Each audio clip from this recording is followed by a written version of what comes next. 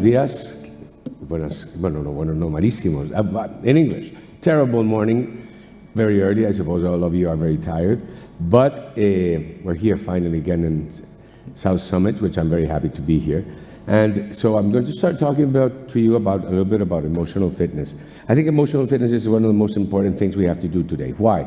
Because failure is everywhere. No, I hate the word failure and success. I'll talk to you more about that later. But it's very important to be prepared in this world right now, because to be able to have success, you have to have so many failures. Because if you don't, if you have your first time is a success, usually you will always fail after that. No, I like to say that. Let's go back. Well, I went back.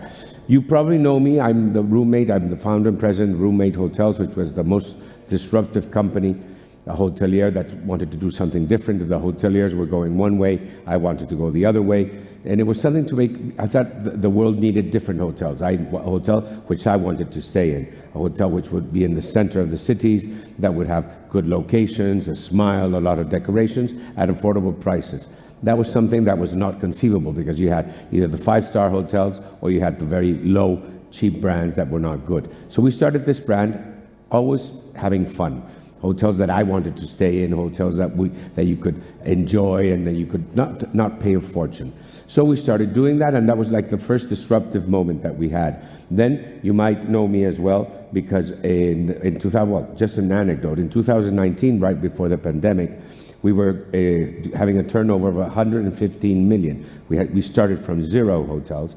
And we were going to open 10 new hotels in the year 2020, and we were going to have 170 million turnover. So that was going to be our year. We were going to take our debt almost to half.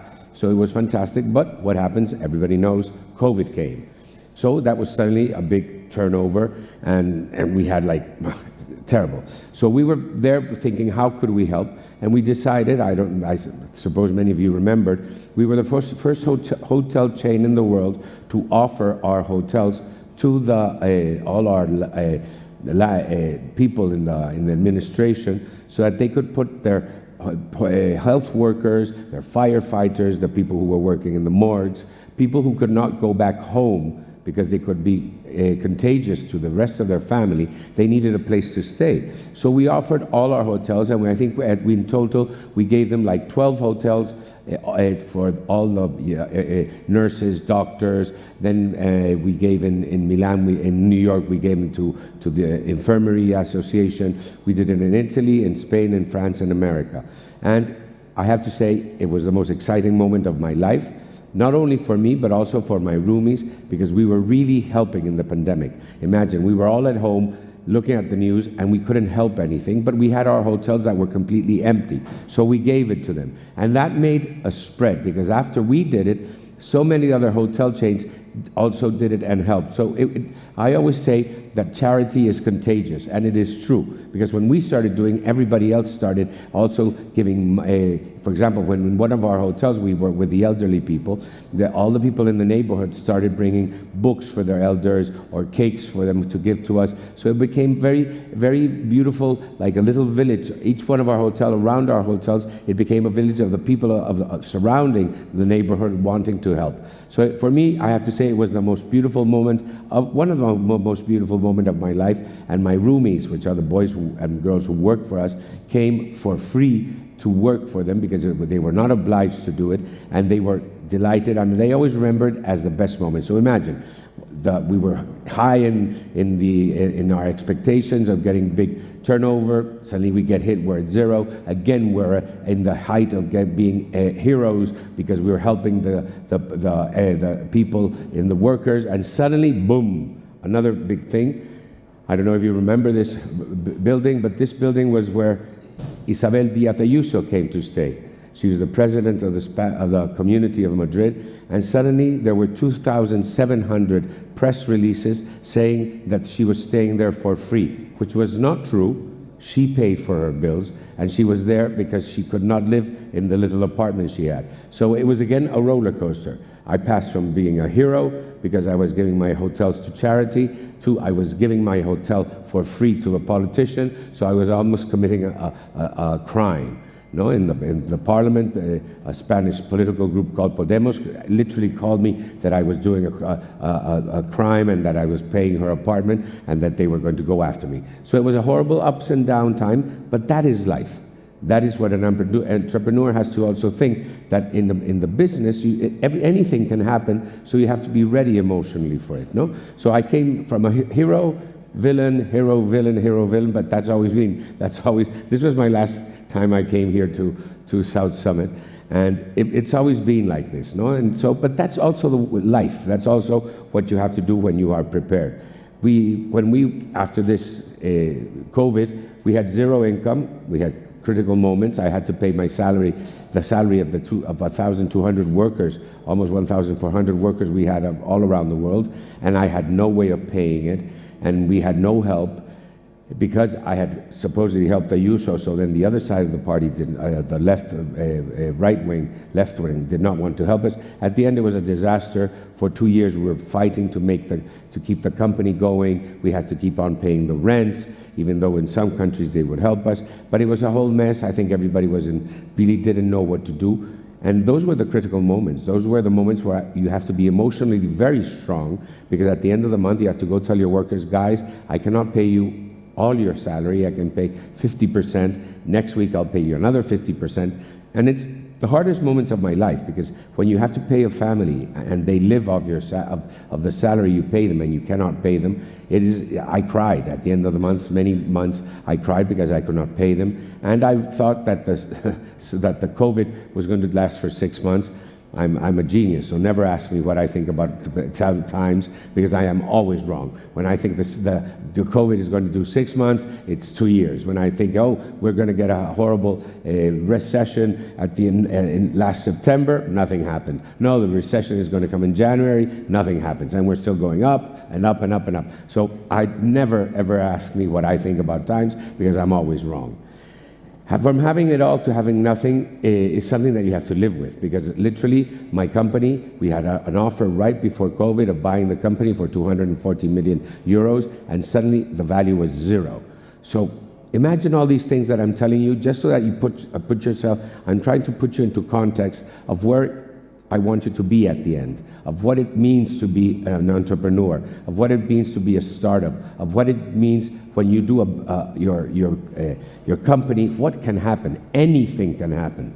So you have to be ready, because you wake up one morning and then suddenly all your computers are off, or you do something that you can never imagine. And something very important, be ready for everything, because anything can happen. So that's something that really showed me. I had the perfect storm. I had the COVID. My business partner, had her personal problems in her family office, and she had problems with the banks that were financing me. They had a huge fight, and I was collateral damage, and suddenly my financial partner, one morning decided she wasn't backing me up. I had no support from the government. I had no support from anybody. I had put all my money in the company. I was literally broke, literally broke. I had nothing, and I said, what do I do? For 2 years, I tried to get some more investor to come from America, some investor from France, but she didn't. My partner did not want them in. Okay, so it was like the 2 worst years of my life. I didn't sleep. It was horrible, and I had to do bankruptcy procedure.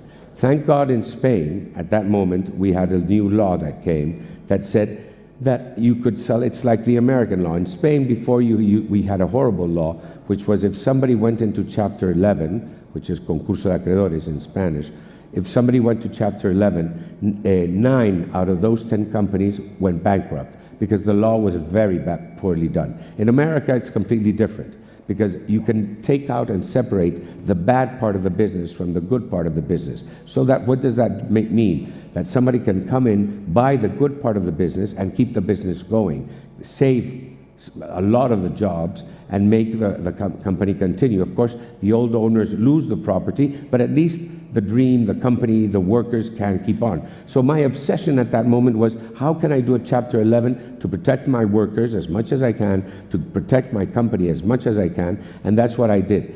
We went into Chapter 11, we worked with the administration to see who was going to be the best person to buy it. And luckily for me, we found two very good investors, which is Angelo Gordon, a huge American fund that has 51 billion in assets, and we found Westmont Hospitality, which is the biggest private hotel company for running hotels. So suddenly we found the perfect partner, and the best thing was they kept me on board because they liked my project, they kept my workers, and they kept my dream. They knew where I wanted to go. So for me, imagine, it was another roller coaster, going up, down, but what was the big important thing about that? We are back, yes, we are all back, but how do I come back?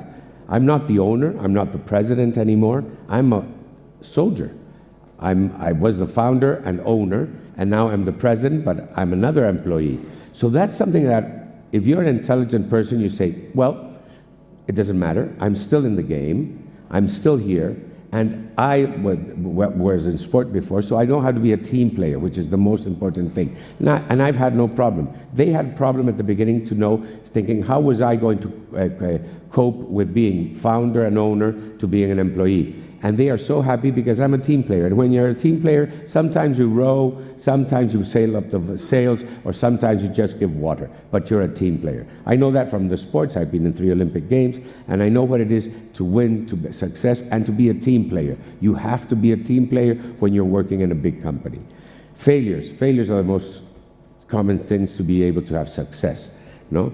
Be a fighter. You cannot stop fighting. You have to not surrender. Rafa Nadal is my favorite. He wins Roland Garros today, and he starts in Wimbledon from 0 the following day. So what does success and failure mean? It means nothing. It means exactly 24 hours of failure or 24 hours of success. So those two words, we have to get them out of our system, because for me, they don't mean anything. What really means is the struggle to keep on working, the struggle to make it happen, never give up. I think it's the most important thing. And especially because if you don't try, you won't win. If you want to win the lottery, you have to buy the ticket. If you don't buy the ticket, you're never going to win it. So try, you have to try, and you have to try and keep on fighting, no?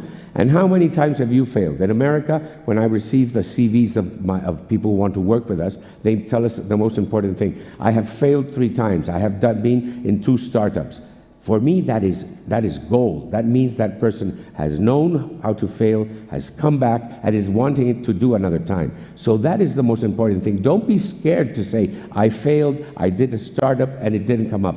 Do it again. That's the secret, to be able to say, I've done it. Let's start using the word failure as a positive way, as something that you've learned, as something, and that you have learned that what you did wrong, no? By reinventing yourselves, you also learn many things again, no? So how to be emotionally prepared to lead your projects. This is something that I've been thinking a lot, because you really do have to be ready, especially everybody here now who's looking for financing, who's looking for how am I going to get this done, how am I going to finish it. It's very important that you are mentally prepared. And I've brought up 6 points which are me very important. The first one, have an idea. Look around you. What is missing? What do you find that somebody doesn't have, or somebody doesn't do, or somebody needs? For example, I saw that I needed hotels that I wanted to stay in that were cheap, affordable, good, with a lot of decoration. Good. I had the idea. Next thing, make it your dream. My dream is to have hotels with that. So you have a dream. Because if you don't have a dream, and if you don't like your product, you're not going to make anybody else like it. Second of it, go for it. Go for your dream. Fight for it. No matter what happens, you have to fight for your dream. You have to keep on going. Fourth, be ready for bumps, rides, and curves, and anything can happen. Look at me, everything happened. Second of all, you will fail. Of course you will fail, and hopefully many times, because then you will really learn. And the most important thing for me is you have to get up and do it again. That's the secret of an entrepreneur. That's the secret of somebody who wants to really success at the end, is to be able to do many failures, have it fallen down, get up and do it again. Me, in my circumstance, I've fallen, I went bankrupt, I'm again here in my company, I'm fighting, I'm again in Central Stage, and I can tell you I'm the happiest man in the world. Thank you.